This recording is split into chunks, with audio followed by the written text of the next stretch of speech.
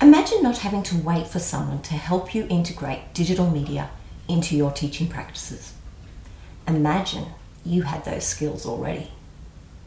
The unit I designed was called Digital Literacy to Enable Online Development. This aligned with QUT's blueprint and real-world vision, which explicitly identified digital literacy, technology, and innovation as areas of importance for QUT's future.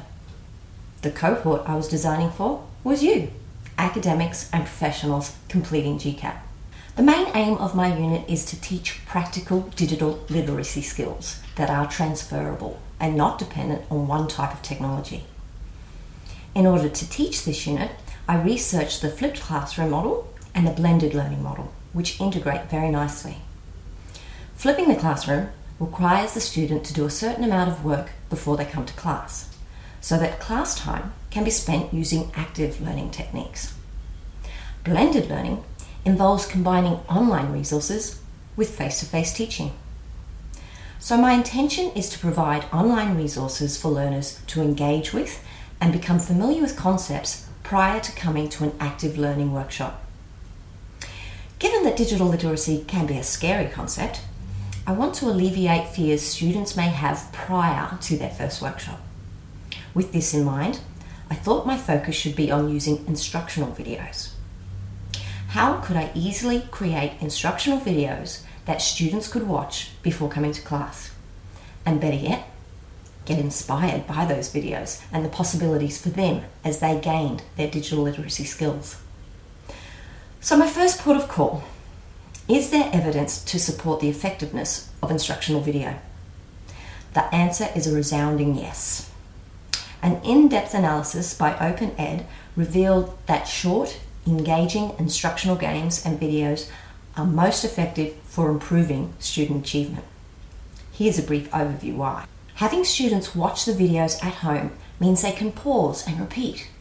They can do this at their own time and their own pace. By removing the one-size-fits-all lecture and letting students have a self-paced video at home, the lecture time becomes a place where an academic can walk around and assist. Peers are actually able to interact with one another, and the lecture time becomes a far more engaging space.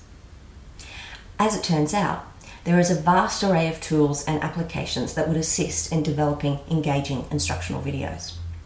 Let me start by showing you the tools I used to create this video. I used VideoScribe for the beginning. VideoScribe requires a license and offers an educational discount. I used the 7-day free trial, and it is so easy to use that I was up and running in no time. They also provide excellent step-by-step instructional videos.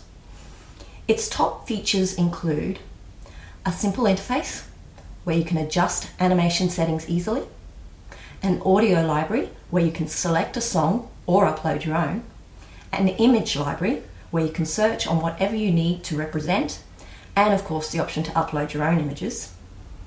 And finally, the ability to save and publish your VideoScribe. It was a really fun tool to use. I recommend trialing it, and if you like it, discuss with your faculty head. At $12 a month paid yearly, it really isn't that expensive. Given that I've only got 7 minutes, what I want to move on to next is how you use the eMedia Services iPad kit to capture one of your lectures. Okay, I'll show you the pack and what you get. So, large tripod, checklist, a small tripod, spare batteries, the iPad in a special cradle. This is to make a green screen.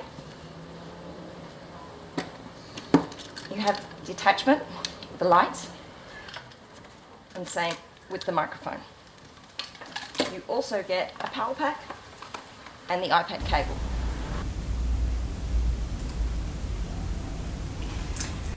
The first thing you need to remember is that the audio output is on the left-hand side of the iPad, so you should mount the microphone on the left-hand side.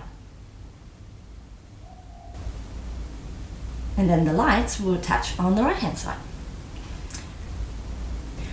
The iPad has a neat little app which tells you if the iPad is level.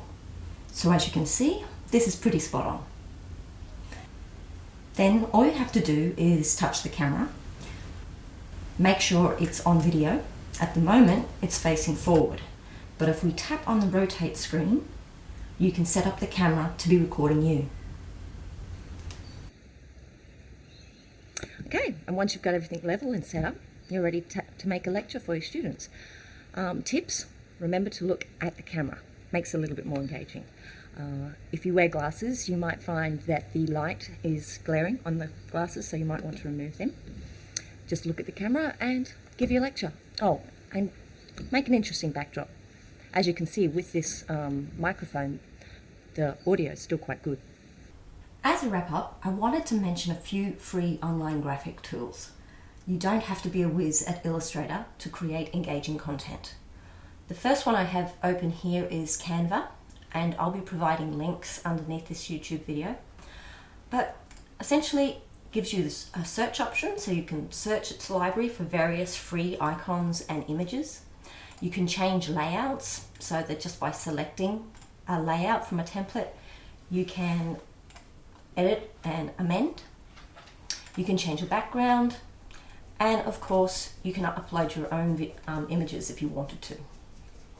The next one is Easily. Now, I like this one. It had quite a few different characters that you could use. All the principles are the same. It's changing backgrounds, adding shape, putting your own text, or changing a theme that already exists. This final one is Pictochart. Now this one's particularly good for doing infographics. So once again, it provides you with a number of templates that are easy to edit. I really hope you do take some time to experiment with these kinds of things because they would truly enhance your lecture material.